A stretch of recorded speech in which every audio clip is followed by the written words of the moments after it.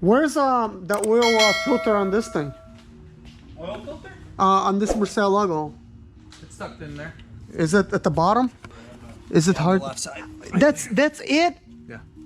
This is easy. What about the drain plug? There's a bunch of them there. So you have to open up more than one? Yeah, like a portion. Yeah, it says dress up. Nick, which one do you open? There's a bunch of them there. Because I see the rear differential. It's four-wheel drive. Okay, I see it on the side over here. Oh yeah, you got one right here, another one right there. And okay. So you got two of them. Is there another more on the other side? There's a sump right here.